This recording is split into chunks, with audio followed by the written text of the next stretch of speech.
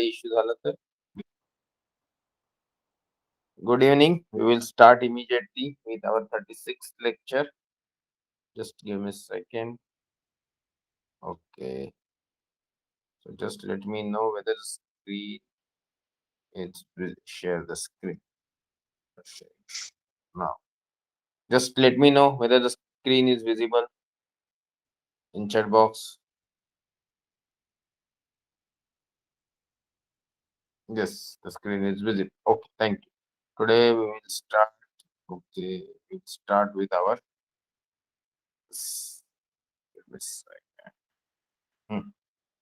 I hope it's clear. This particular lecture is our 36th lecture, and this is acknowledgement that everything comes from the internet. Today we'll be talking about Canis minor only, not lupus, which is Puruk means Kolla, Kimalanga. But we'll be talking only about the Canis minor, that is Lagulubdak. Details of Messier and deep sky object in that particular constellation. General astro topic in case somebody wants to make some detailing on some specific or constellation like topic. Sky map from stellarium we will study. September, October, celestial events, because we could not take much lecture in September.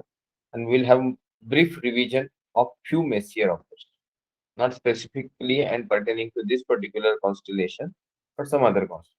So this is every time's repetition. Constellations, what we have covered.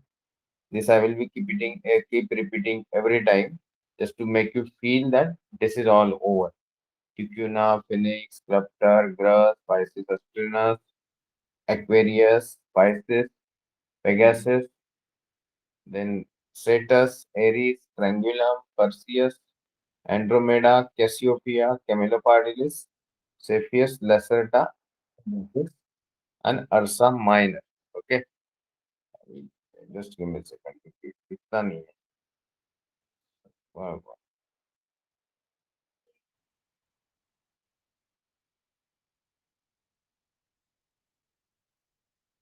Sakpal कौन join किया? सकपाल जी, आप हर बार नए ID से join नहीं कर सकते. एक थोड़ा डिसिप्लिन आप रखिए. ओके, आप हर बार नए आईडी से ज्वाइन करोगे तो कैसे चलेगा? आपने एक ईमेल दिया है हमको, उसी ईमेल से आपको ज्वाइन करना है. छोटी छोटी चीजें 4 बार आपको बतानी पड़ गया अपना. ठीक. अरसा माइनर, तो बाकी बहुत सारी चीजें बची हुई है, और उसको हम हर बार रिवाइज इसलिए करते हैं. Even this things we have covered. Taurus, not Lupus, Lepus. Okay, शशक मतलब हेयर, रैबिट.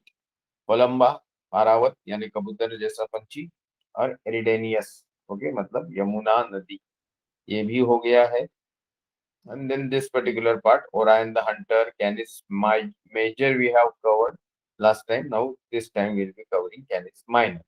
ये हम दिखा रहे हैं 7/4/2021 का स्काई. एंड देन मैं उस दिन आपको ये दिखाना चाह रहा था, क्योंकि लेक्चर उसी दिन हुआ, कि सपोज एक 7:30 बजे सितंबर के मिड में, अभी हम अक्टूबर के मिड में है, तो ज्यादा कुछ नहीं होगा. वेस्ट की तरफ स्काई जो है एक अप्रोक्सीमेटली कुछ डिग्रीज नीचे की तरफ जाएगा. मतलब आज जो यहाँ पे दिख रहा है, जैसे मैं चाह रहा था 15 सितंबर को कि आपको मर्क्यूरी देखने की कोशिश करें on western horizon. Now that has not been happened, because हमारे यहाँ स्काई बहुत क्लाउडी था. वीनस, अर्क्टूरस वगैरह प्रेजेंट थे, मून प्रेजेंट था. फिर यहाँ लाइन में आपको दिख सकते हैं सैटर्न, अल्टेर एंड वेगा दिख रहे थे. उसी तरफ दूसरी लाइन में आप देख सकते हैं जुपिटर, सैटर्न एंड मून दिख रहे थे. तो ये मैं आपको बताने वाला था, और उस दिन शायद लेक्चर हुआ नहीं या something like that. Sorry. Then this is with constellation. ये इसलिए जानबूझ के, ताकि बहुत सारी चीजें कॉन्स्टिलेशन की लाइन डायग्राम होती है तो आपको अच्छे से समझ में आती है. जैसे कि यहाँ इमीडिएटली समझ में आ जाएगा, Mercury and Venus are presently in Virgo constellation. Okay, जैसे हम ऊपर की तरफ जाएंगे तो आप समझ सकते हैं कि मून सेगिटेरियस में था, सैटर्न जो है और जुपिटर वो है बेसिकली कैप्रिकॉनस में था. एक वेरी. हाँ, और ये बाकी यहाँ तो कॉन्स्टलेशन का कुछ संबंध. ओके, तो ये सैगी है, ये कैप्रिकॉर्नस है, नीचे स्कॉर्पियन है। इस तरीके से अभी हम आगे की तरफ चलते हैं। ये 21/9 का मतलब नेक्स्ट वीक का मैंने दिया था, just to make you feel कि कितनी ऊपर की तरफ आपका मर्क्यूरी दिख रहा है। तो मर्क्यूरी बहुत इंपॉर्टेंट ऑब्जेक्ट है। बहुत सारे महान वैज्ञानिकों ने भी इसे नहीं देखा था, तो ओनली कारण क्योंकि वो सूरज के बहुत करीब रहता है और छोटा है, तो उसकी मैग्नीट्यूड कम होने के कारण, होराइजन के इधर एयर मासेस के कारण और मैग्नीट्यूड, रिलेटिव मैग्नीट्यूड कम दिखने के कारण उसका विजिबिलिटी बहुत कम रहता है। तो वो यहाँ पे आपको दिखाया है। Same sky I am trying to show with constellation line diagram, और यहाँ पे हमने मर्क्यूरी का डिटेल जानने की कोशिश की थी। तो यहाँ पे लिखा था कि भाई मैग्नीट्यूड अप्रोक्सीमेटली 0.27 है, बट रिड्यूस टू 1.08। हम हमेशा ही याद रखेंगे और मालूम है हम सबको कि जैसे ही हम पॉइंट की तरफ या माइनस की तरफ बढ़ते हैं तो मैग्नीट्यूड ज्यादा ब्राइटर हो जाता है, और पॉजिटिव नंबर मतलब कम ब्राइट। तो 0.27 दिखना चाहिए, बट वहां पे जो होराइजन पे एयर मासेस है उसके चलते 1.08 मैग्नीट्यूड का वो दिखता है, मतलब ऑलमोस्ट नहीं के बराबर एट दैट पर्टिकुलर पोजीशन। बाकी बहुत सारी जानकारियां है, उसमें नहीं जाएंगे, हम सिर्फ ये देखना चाह रहे थे। We go further. एंटीना 16/10, आज की तारीख है 13। तो मतलब ये स्काई आपका है जो आपको ये वीकेंड पे दिखेगा। तो ये वीकेंड पे क्या दिखने वाला है वैसे हम शुरू कर देते हैं, जस्ट आपकी जानकारी के लिए। लिब्रा है, बूटस थोड़ा सेट हो गया, सितंबर में काफी ऊपर तक था। अभी वीनस इसमें चला गया है, स्कॉर्पियस में। ऑपिकस, सर्पन्स, करोना बोरियलिस दिख रहा है, कैलकुलस दिख रहा है, अर्सा माइनर, ट्रैको, लायरा, अकीला, ऊपर साइग्नस, ये समर ट्रायंगल बनाने वाली चीज है, करोना ऑस्ट्रेलिस, टेलीस्कोपियम।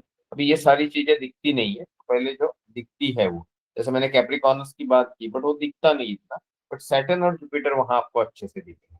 पीछे की तरफ मून एक्वेरियस में दिखेगा। ग्रह स्पाइसिस एस्टोनियस का पाओ आपको बहुत अच्छे से ब्राइटर स्टार होने के कारण दिखेगा। पेगासस बहुत क्लियरली दिखता है। स्कल्प्टर नहीं दिखेगा इतना अच्छे से, but then you can get the feel of Andromeda and Pegasus, Cassiopeia, Cepheus, Cygnus etcetera. तो ये आपका 16/10 का है, कोशिश कीजिए। और ये मैं आपको पीछे इसलिए लेके जा रहा था क्योंकि मैं आपको दिखाना चाह रहा था कैनिस माइनर। तो हमने ये कैनिस मेजर देखा last time, serious the dog star, और ये है कैनिस माइनर। ये कैनिस माइनर बहुत इंपॉर्टेंट है, भले उनके बीच में मोनोसीरियस है, बट कैनिस माइनर और जेमिनी, ये जो दोनों आपको कॉन्स्टिलेशन में यहाँ बड़े करके दिखा रहा हूँ मेरे स्क्रीन में, जेमिनी भी दिख रहा है, कैनिस माइनर भी दिख रहा है। ये बेसिकली स्वर्ग का द्वार है, उसके ऊपर हम थोड़ा डिटेलिंग करेंगे। अभी हम कैनिस माइनर की तरफ चलते हैं। तो ये कैनिस माइनर मतलब ऑलमोस्ट नहीं के बराबर, if you are talking about the horizon के उस पर उसका व्यू। तो ये कैनिस माइनर का व्यू है हॉराइजन के ऊपर, which is almost not visible type का। अभी हम थोड़ा आगे चलेंगे, ये कैनिस माइनर है।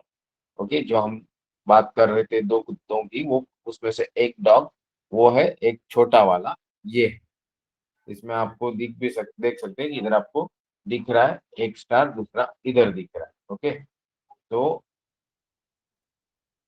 ये दो तारे आपको बेसिकली कैनिस माइनर को बनाते हैं।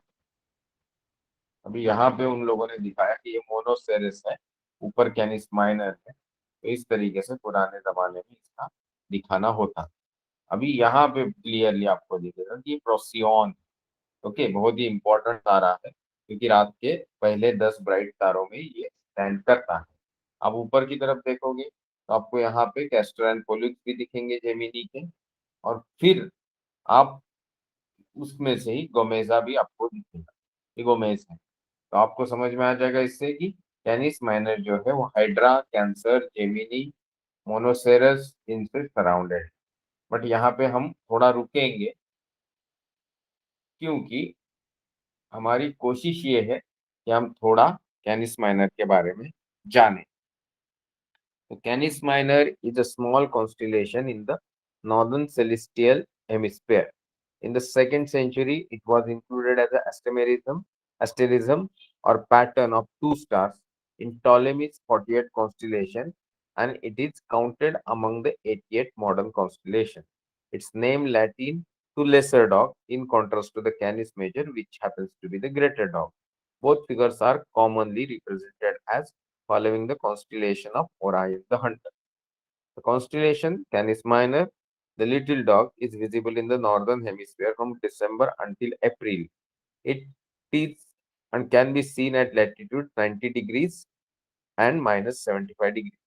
It is small constellation covering an area of hardly 183 square degrees and ranks as the 71st in size among the 88 constellations in the night sky.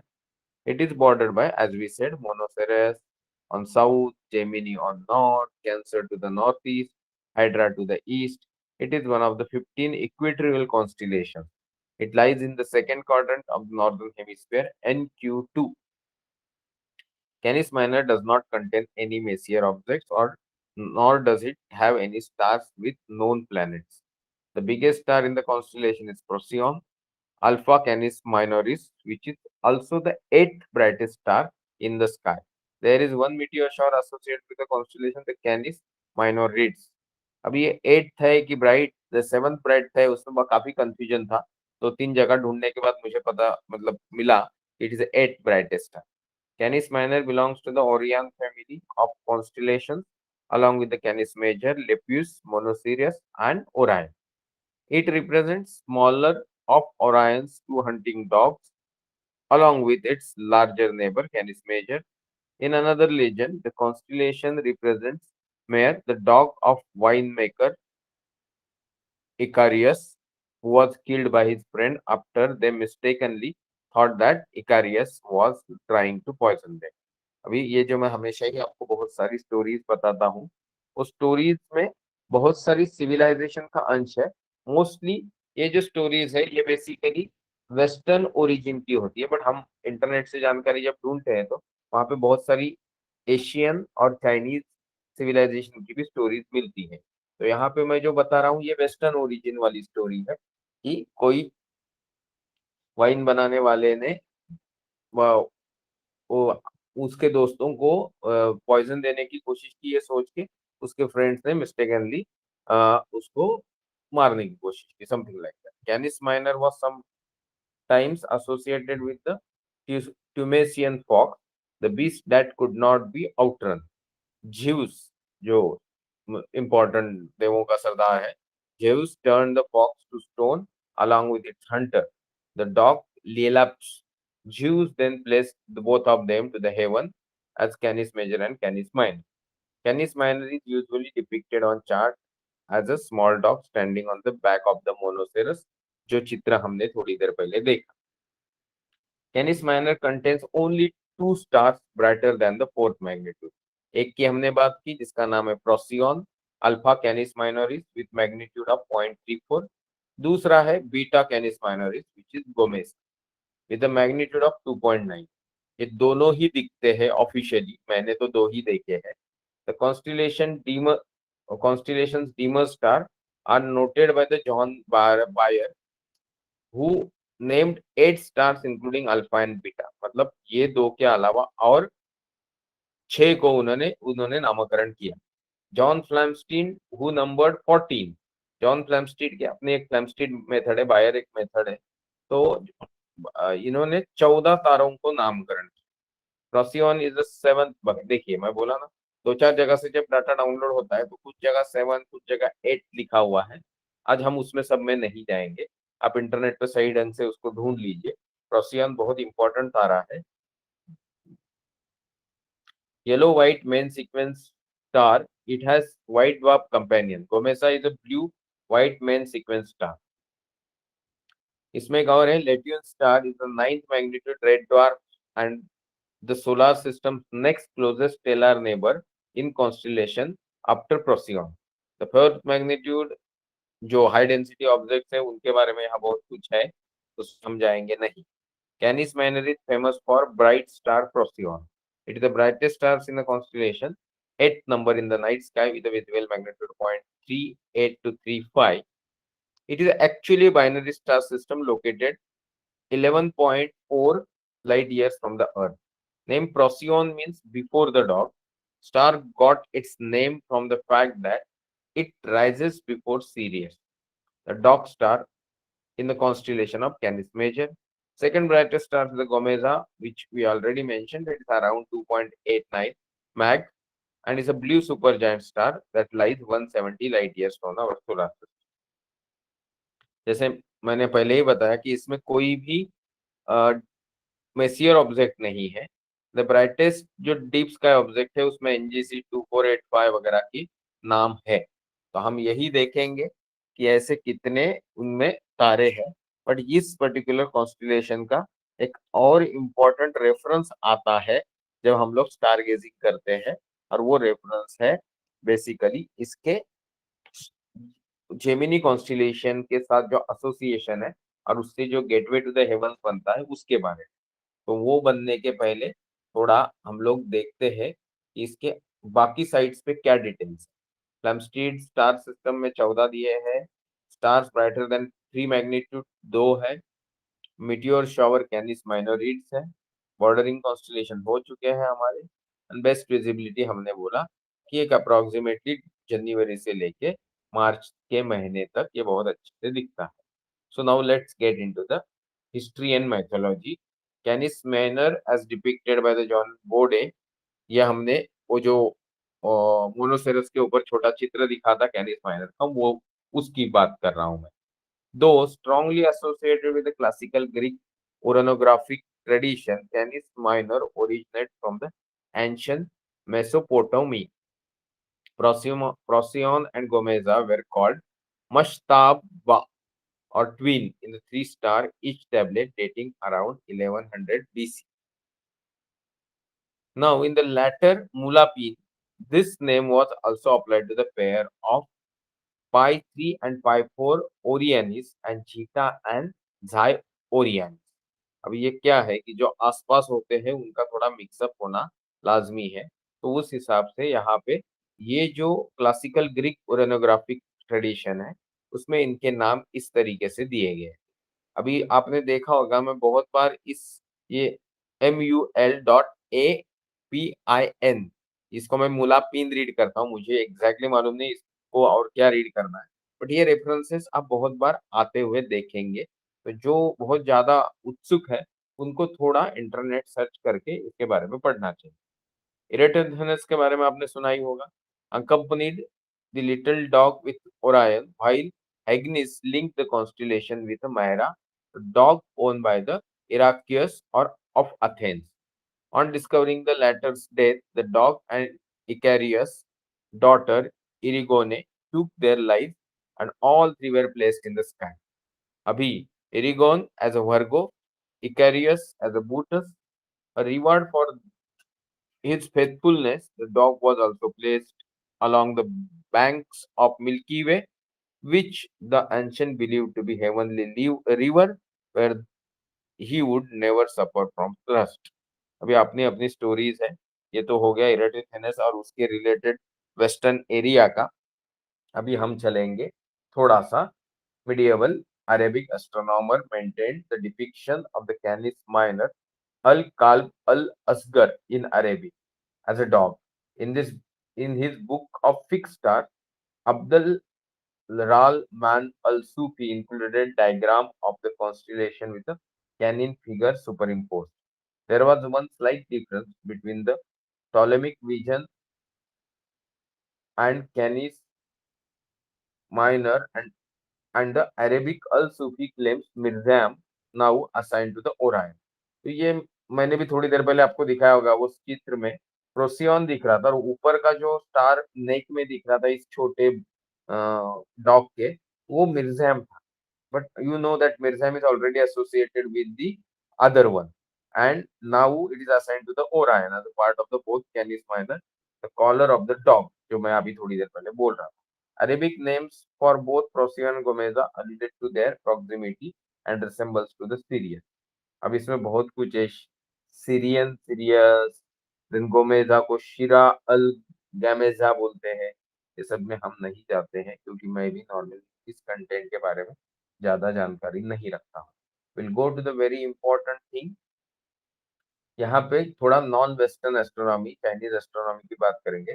Star corresponding to the Canis Minor lie in the vermilion bird of the south. Okay, Procyon, Gomez, Eta Canis Minor is from an asterism known as a Nanhang. The southern river with its counterpart, the northern river Bell Lake, Castor and Pollux. ये connected है basically. मतलब एक part जो है वो Gemini constellation का, एक कैनिस Minor का है। यहाँ पे हम उसको एक रिवर के फॉर्म में कनेक्टिविटी दे रहे हैं, जबकि हमारा जो फंडामेंटल है नॉर्मली हम जो देखते हैं उसमें आप देखोगे तो वो कुछ इस तरीके से दिखाया है, जो यहाँ मैं आपको पहले दिखाता हूँ फिर मैं पीछे जाऊँ। यहाँ जो प्रोसियन एंड गोमेज थोड़ा ठीक से दिखने का, ये कैनिस माइनर के हैं। ये मून भाई साहब दिखाए हैं, और यहाँ पे मैंने पोल्यूक्स और कैस्टर दिखाए। अभी इन पोल्यूक्स और कैस्टर की लोकेशन और प्रोसियन और गोमेज की एग्जैक्ट लोकेशन दिखाने के लिए मैं आपको फिर से वापस ले चलता हूँ। अभी यहाँ पे आप आराम से देख सकते हो कि कहाँ पे कौन है। थोड़ा बड़ा कर रहा हूँ ताकि लाइट डायग्राम बनाने के लिए मुझे भी कुछ मिल जाए। मिल गया। ये है आपका प्रोसिया, ये है आपका गोमेज, कैस्टर है, पोल्यूक्स।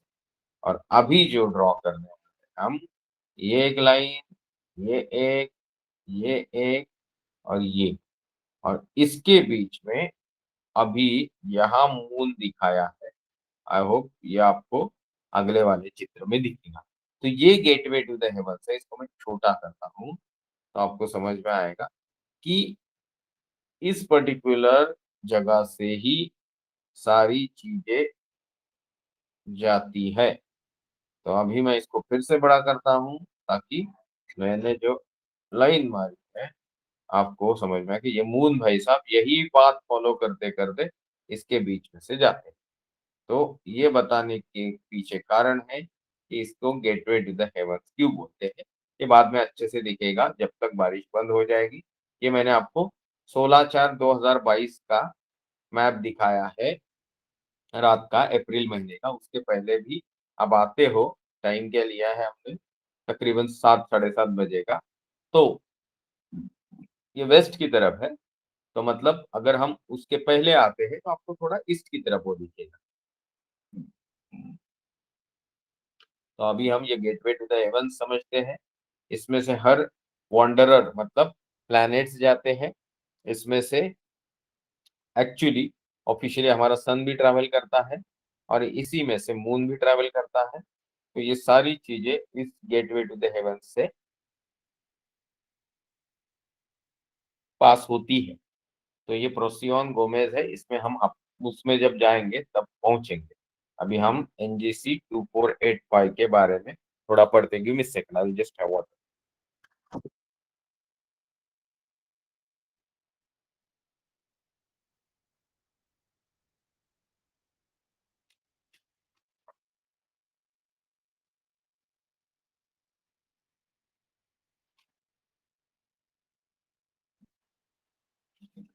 डीप स्काई ऑब्जेक्ट्स की जहां तक बात करें, milky way passes through much of the Canis minor, तो भी it has few deep sky objects. Okay, William Herschel recorded 4 objects in 1786 in his catalogs of nebula and cluster of stars, including two he mistakenly believed were star clusters. तो पुराने जमाने में भी because observation के लिए resources कम थे तो गड़बड़ होती थी। NGC 2459 is a group of 5 13th and 14th magnitude stars that appeared to be lying closer together in the sky but are not actually related. Similar situation occurs when we talk about the NGC 2394 in Canis Minor. Herschel also observed that three faint galaxies, two of which are interacting with each other. NGC 2508 is a lenticular galaxy of 13th mag and estimated at 205 million light years, मतलब approximately 20 crore light years. Diameter है 80,000 light years and named as a single object by the Herschel NGC 2402. But actually, it's a pair of near adjacent galaxies that appear to be interacting with each other. Similarly, हम बात कर रहे थे Canis Minorids की, एक meteor shower called the Beta Canis Minorids or the meteor shower that arrives near the fifth magnitude star, that is 11 Canis Minorids, and was discovered 1964 by the Kenneth Hindley, who invested their trajectory and proposed a common origin with the comet.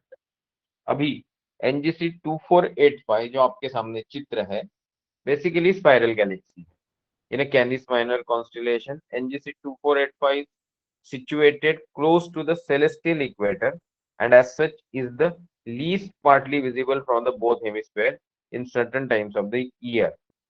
Object name NGC 24585 आपको यहाँ चित्र में आया है, देख सकते हैं, या NGC 213436 लिखा है, ये NGC 2485 स्पाइरल गैलेक्सी, सॉरी। तो ऐसे कई चित्र हमने देखे हैं। दिस और एक चीज है जो कि पर्टिकुलर चीज, इसको बोलते हैं Abell 24। Okay, is a planetary nebula located in constellation Canis Minor. It is burst of gas and dust created when star has met the death and thrown through उस टाइम पे it has thrown its outer layer into space.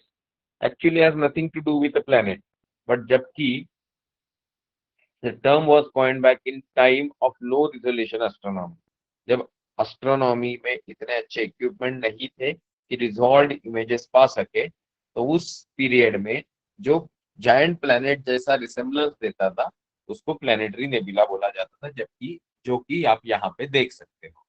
तो ये basically Abell 24 a planetary nebula है। Okay, अभी ये जो photo है taken with the European Space Agency के एक focal reducer and spectrograph instrument है। It is part of Cosmic Gems programme. Okay, ESO initiative to produce images of scientifically interesting and visually attractive object for the purpose of education and public outreach. मतलब मेरा भी ये जो lecture होता है ये public outreach के point of view होता है, बट बहुत सारी चीजें इसमें ऐसी टेक्निकल है कि probably it will help you for the your astronomy olympiad और general purpose knowledge related to the observational astronomy. तो अभी हम लोगों ने एक इम्पोर्टेंट बट छोटा सा कैनिस माइनर नाम का कॉन्स्टिलेशन कवर किया। जबकि अपने पास थोड़ा टाइम है तो मैं प्रेजेंटेशन से बाहर आके देखना चाहता हूँ कितने लोग हैं। लोग तो एक मिनट, 5 लोग। कौन है इधर? सतपाल जी, अविरत ज्वाइन किया, भव्या है, कैसे सानिया, लो। Okay, so anybody has got any doubt please ask me, नहीं तो हम आगे चलते हैं क्योंकि पिछले टाइम के अपने इवेंट्स रह सितंबर के इवेंट्स कवर करना रह गया था। Okay, I will join with this ID only. Her bar change करो और बोलो हाँ वही इसी आईडी से करूंगा। मेरे पास कोई काम नहीं है कि मैं आपकी आईडी ऐड करते रहूँ ईमेल में। ओके, थोड़ा आप इस चीज को भी समझो कि एक डिसिप्लिन होनी चाहिए कि आपने जो किया वो उसको फिक्स रखो। तो चलो चलो, no doubts, thank you, will go to the presentation part. आज हम कवर करेंगे ये छोटा सा कि आपको इंटरनेट पे जब आप अपना एस्ट्रोनॉमी का नॉलेज बढ़ा रहे हो तो मैं लेक्चर पॉइंट ऑफ व्यू ढूंढता हूँ, तो भी मेरे दिमाग में रहता है कि हम सितंबर में अक्टूबर में तो कोई स्पेशल इवेंट है क्या। तो उस तरीके से आपको भी ढूंढना चाहिए। तो जब आप अपने ग्रुप्स में दोस्तों के साथ बात कर रहे हो तो you can at least make a some point जिसका सबको ऑब्जर्वेशन के लिए मदद। जैसे हम बात कर रहे हैं अभी सितंबर की जो गुजर चुका है, but let us cover, cover तो करते ही, just hold it, give me second.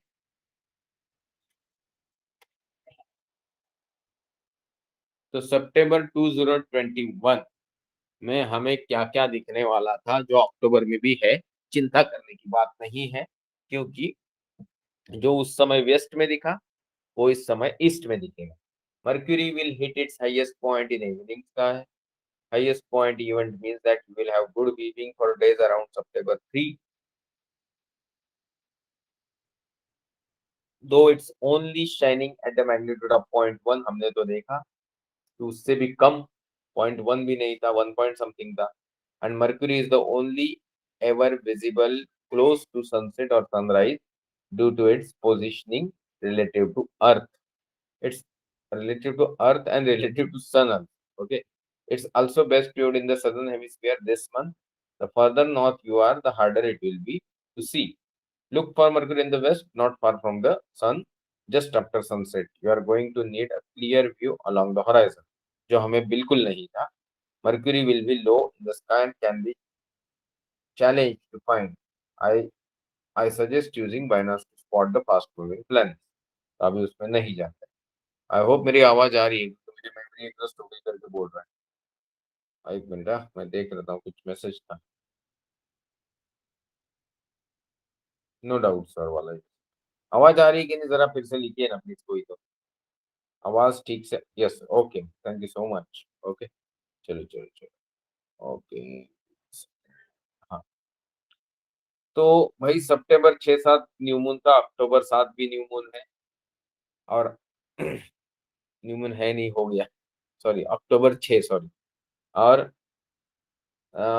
September 9-10 close encounter of Venus Mercury and moon, वो तो आप देख चुके हैं टेलेरियम में.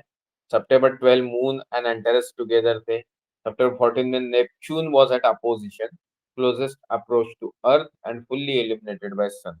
September 15-17 the moon passed by Jupiter and Saturn, that is obvious. And September 20 the full moon, harvest moon बोलते हैं आगे वाला, हंटर मून जो अभी आएगा अक्टूबर.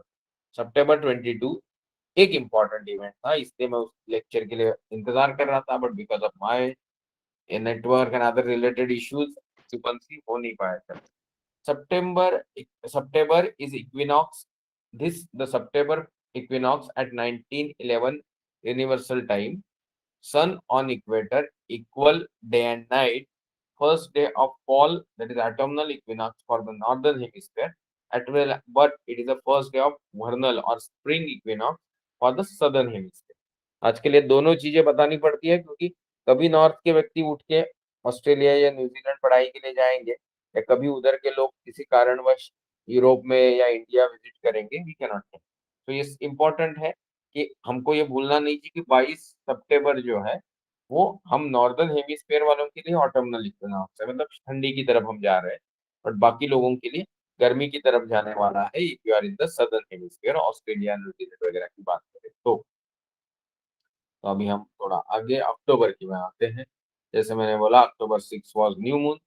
October 7 draconoid meteor shower है, is a minor meteor shower producing only 10 meteors per hour, produced by the dust grain left by the comet 21P Giacobini-Zinner, which was the first discovered in 1900. Draconids is the unusual shower in that the best viewing is in the early evening. ये बहुत important statement है. आपको जितने भी meteor shower देखने होंगे पड़ेंगे, वो सारे नॉर्मली 2 बजे, 3 बजे, 4 बजे, 4:30 बजे, इवन ऑलमोस्ट बिफोर सनराइज वगैरह भी होते हैं. इसकी खासियत ये है कि इसकी बात यहाँ लिखी गई, early evening instead of early morning. The shower runs annually from the 6 to 10 peaks this year on the night of the 7, जो गुजर चुकी है, तो बात करने का कोई मतलब नहीं. This year the nearly new moon will leave dark skies. ये न्यू मून है, आगे जाके भी एक मेटियोर शॉवर है, बट वो व्हाइट वॉश होने वाला है क्योंकि वहां पे फुल मून है. तो फुल मून है 20 को, और 21-22 को ओरियन. अभी the Orion it's the average shower again 20 meteors at its peak, produced by the dust grain left by the comet Halley's comet, जो आता है एक 76 years के बाद, which has been known and observed since ancient time. The meteor shower runs annually from 2nd of October to the 7th of November. It peaks on the night of October 21 and the morning of October 22. अभी ये आप देख सकते, मतलब 21 Thursday है, 22 Friday है, 21 की रात या 22 की मॉर्निंग, मतलब एक्चुअली ऑफिशियली थर्सडे नाइट आपको, अगले थर्सडे नाइट आपको ये देखने का मौका मिलेगा. ज्यादा कुछ भी नहीं करना है, आपको इंटरनेट पे जस्ट ये डालना है कि ओरियनिट मीटियोर शावर का ओरिजिन कहाँ पे है। नॉर्मली चीजें निकलती वहां से है, बट वो आसमान में कहीं भी दिख सकती है। तो आप वहां पे कितना भी क्लोजली बाइनोकुलर लगा के बैठ जाओगे तो भी वहां पे कुछ नहीं दिखने वाला। It originate from that place and all around 360 degree around that particular specific point आपको दूर दूर तक वो दिखती है। ये भूलना मत, नहीं तो आप वही ढूंढोगे और आपको बहुत कम दिखेंगे। प्रॉब्लम इस साल ये है कि full moon will be the problem this year for the Orionids. Its glare will block out all but the brightest meteors. But if you are patient, you should still be able to catch few good ones जिनको fireball बोला जाता है। Mercury had the greatest western elongation of 18.4 degrees from the sun. ये अक्टूबर 25 को होगा। और अक्टूबर 29 को Venus at the greatest eastern elongation of 47 degree. आपको ये मालूम होना चाहिए कि वीनस का मैक्सिमम इलोंगेशन लगभग इसी डिग्री के आसपास होता है जो आपको अक्टूबर 29 को मिलेगा। This is the best time to view Venus since it will be at the highest point above the horizon in evening sky. Eastern elongation के कारण आपको इवनिंग में सनसेट के बाद दिखेगा। वेस्टर्न इलोंगेशन जिसका है वो आपको सनराइज के पहले दिखेगा। ये पक्का याद रखिए। Look for the bright planet in the western sky after sunset, that is Venus, and look for mercury before sunrise on eastern horizon on 25th of the October. अभी यहाँ पे आ गया हूँ 25/10/2021, जब मर्क्यूरी ग्रेटेस्ट वेस्टर्न इलोंगेशन पे 18.4 degrees from the सन होगा। उसका चित्र मैं यहाँ दिखा रहा हूँ। टाइम हुआ है तकरीबन 6:11 25 अक्टूबर 2021 को। और आपको दिखेगा कि ऑलमोस्ट मर्क्यूरी एक 7-8 डिग्री ऊपर है, या उससे भी बहुत ज्यादा होगा। यहाँ तो 18 लिखा है हम लोग, तो मैं टाइम उस तरीके से नहीं एडजस्ट किया है। तो सन जस्ट राइज होने ही वाला है। मार्स दिख रहा है वहां पे शायद, या कुछ वैसा। तो बहुत अच्छे से दिखने के लिए आपको थोड़ा एक अच्छी जगह चूज करनी पड़ेगी।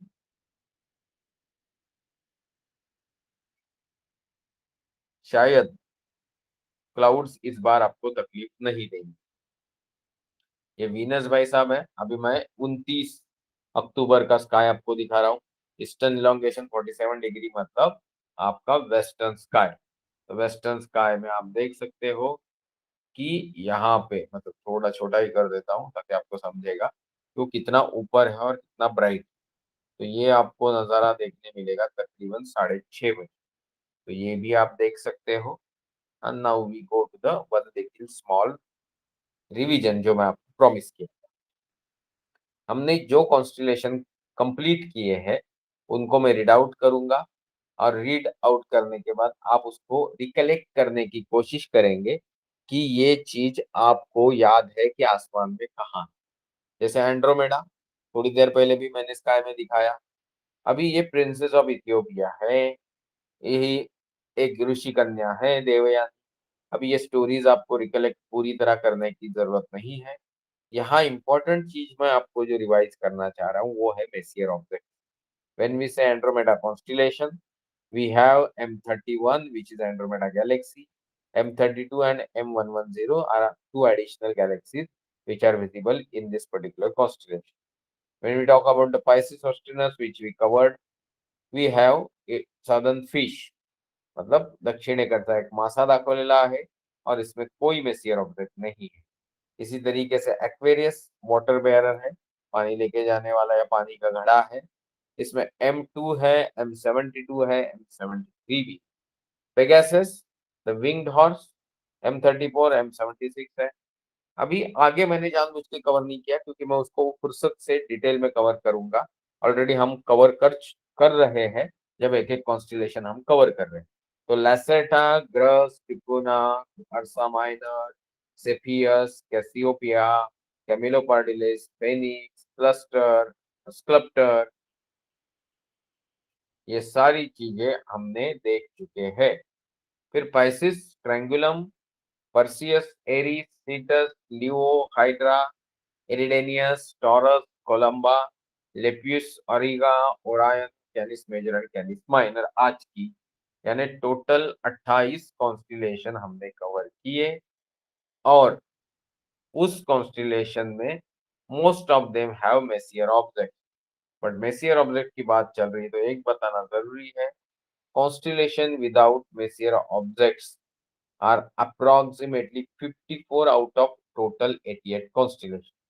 तो ये स्लाइड आपको बार बार देखनी है, क्योंकि इसमें वो 54 constellation which do not contain any Messier objects are listed.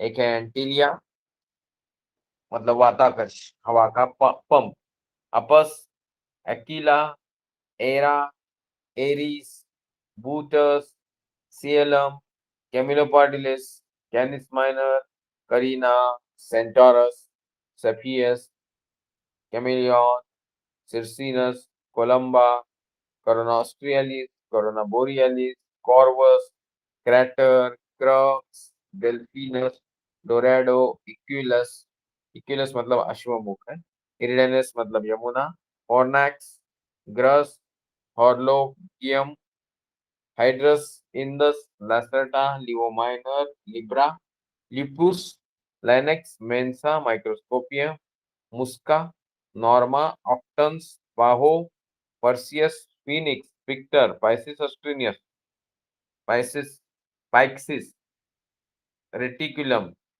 मतलब जालक, स्कल्प्टर, सेक्सटन्स, टेलिस्कोपियम, ट्रायंगुलम ऑस्ट्रेली, ट्यूक्यूना, कारंडो मतलब, Ursa Minor, and Vela and Holans are these 54 constellations which do not have any messier object. So now we go to one very important revision, क्योंकि अभी जैसे ही sky clear होगा आपको एक important messier object दिखने ही वाला है, जिसका नाम है M31 एंड्रोमेडा गैलेक्सी। सो रिवीजन से के लिए मैं इसे पढ़ देता हूँ। Andromeda galaxy that is Messier object 31 और NGC 224 and originally the Andromeda nebula, ऐसे नाम दिया गया था उसको, is a barred spiral galaxy approximately 2.5 million मतलब 25 lakh light years or 770 kilo parsec from Earth, and the nearest large galaxy to the Milky Way galaxy. The galaxy name stems from the area of Earth's sky in which it appears. Obviously, it is lying in Andromeda constellation. So, the Ethiopian princess was the wife of Perseus in Greek mythology. ये हमने सब पढ़ा हुआ है। यहाँ पे मैंने फिर से रिफाइंड डिटेल्स दिए हैं, क्योंकि virtual virial mass of Andromeda galaxy is the same order of magnitude of Milky Way. पुराने जमाने में इसके बारे में काफी कंफ्यूजन है। 1 ट्रिलियन सोलर masses मतलब 2 into 10 raised to 42 kilograms. The mass of either galaxy is difficult to estimate with accuracy, but it was long thought that the Andromeda galaxy is more massive than Milky Way, margin of 25 to 50%. This has been called into question by 2018 during the study that cited a lower estimate on the mass of the Andromeda galaxy.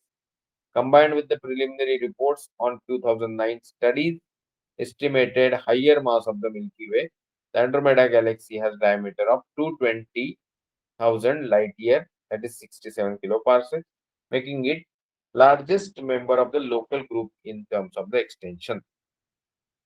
Number of star content, उसके बारे में भी बहुत सारी, 1 trillion बोलता है कोई, मतलब 1 into 10 raised to 12, और रफली twice the number estimated for the milky way Galaxy. Milky way and Andromeda are expected to collide in next 4-5 billion years, merging to form giant elliptical galaxy, जिसको कुछ लोगों ने मिल्कोमेडा बोला है, with the apparent magnitude of 3.4. The Andromeda galaxy is among the brightest of the Messier objects, making it visible to the naked eye from Earth on moonless nights, even when viewed from the areas with a moderate light pollution. मतलब मेरे घर से भी Andromeda Galaxy इतनी बड़ी नहीं दिखती, but दिखती है। तो इसमें एकदम नीचे वाली है M32, बीच की बड़े वाली है M31, और ऊपर की छोटी सी अंडे जैसे दिखने वाली M110। यहाँ पे आपको अगर समझ में नहीं आ रहा है तो मैं वेरी लार्ज टेलीस्कोप के बगल में आपको दिखने वाली एंड्रोमेडा दिखा देता हूँ। तो ये है भाई साहब एंड्रोमेडा गैलेक्सी। ओके, ये उसका इंफ्रारेड इमेज है, जिसमें आपको सेंटर में कुछ ज्यादा एक्टिविटी दिख सकती है, दैट में बी सम ब्लैक होल। तो इसी जगह पे हम आज रुक सकते हैं। इस तरीके से आप लोगों को मेसियर ऑब्जेक्ट्स की रिवीजन करते रहनी चाहिए, कॉन्स्टिलेशन की रिवीजन करते रहनी चाहिए, और अब तक हमने लिया उसमें कुछ गड़बड़ तो नहीं है, ये भी आपको क्रॉस चेक करना चाहिए। तो रुकिए, सडनली मैं मीटिंग के बाहर ही आ। ओके, तो स्टॉप शेयरिंग हो गया। सडनली इतने लोग कहाँ से आ गए? अविरत, भव्या, विनय, जानकर, पिकड़े सर, ओके, सब वही पुराने। सो हमारे यहाँ नेटवर्क का आज भी बड़ा इश्यू होने वाला था, बट सडनली 45 मिनट्स हमको अच्छे खासे मिल गए। तो इस 45 मिनट्स में हमने छोटी सी कॉन्स्टिलेशन कवर की। बची भी बहुत सारी कॉन्स्टिलेशन है, but you don't have to be मतलब मच उसके बारे में ज्यादा सोचने की जरूरत नहीं। स्कूल नए सिरे से शुरू हो रहे हैं, तो किसी को कोई प्रॉब्लम है टाइम का, जैसे श्लोक को प्रॉब्लम रहता है, बट वो एडजस्ट करते हैं। और बाकी किसी को कुछ इशू है तो यू कैन कीप अपडेटिंग मी।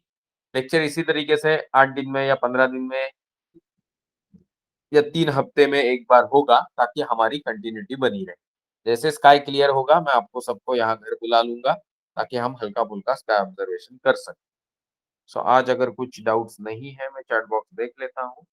नहीं डाउट है, then we will say bye and good night. Okay, तो anybody has got any doubt? नहीं तो हम क्लास बंद कर देते। Yes, thank you so much, we will leave the class now. All of you may please leave the class. Thank you so much. Thank you Bhavya, bye bye. Bye bye bye